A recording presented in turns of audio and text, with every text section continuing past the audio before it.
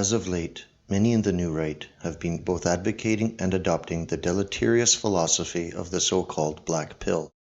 Those held in thrall by the nihilistic tendrils of this ideology posit that hope is futile, change a fleeting mirage, and white racial preservation improbable. This train of thought is crude, destructive, and alien to the soul of European man. The European has dominated the earth because of our penchant for action. Civilizationally, we Europeans are the agents of our historical change, and as such we aren't beholden to the limits which enfeeble other groups. As children of Europa, we are all heirs to a heroic ancestral past, a past which challenges us to exceed our limitations and to strive for what lays just beyond the infinite horizon.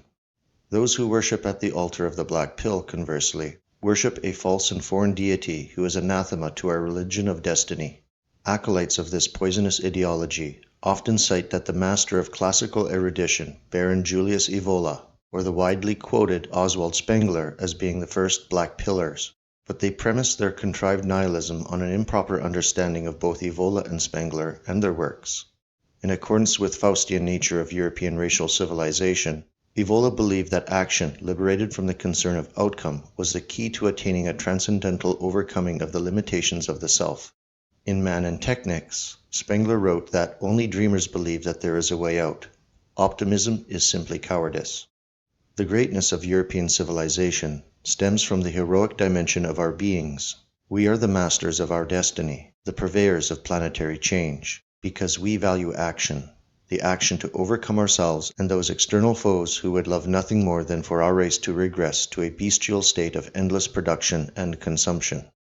The Black Pill ideology is overly fatalistic, and although this philosophical precept is part of our great cultural milieu, it is not the defining trait of the white racial character. Nihilism serves a purpose.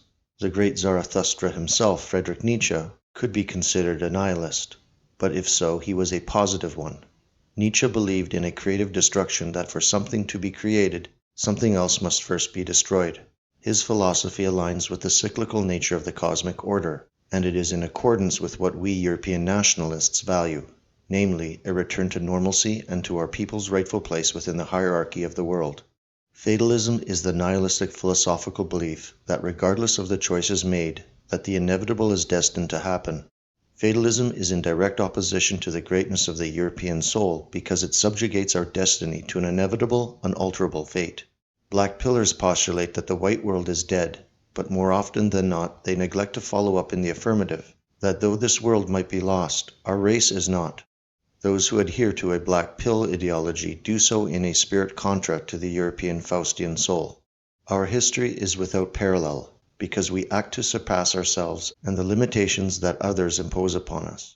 By conceding that this life is futile and that action is meaningless, we are capitulating to the very forces that have the power to propel our people to victory.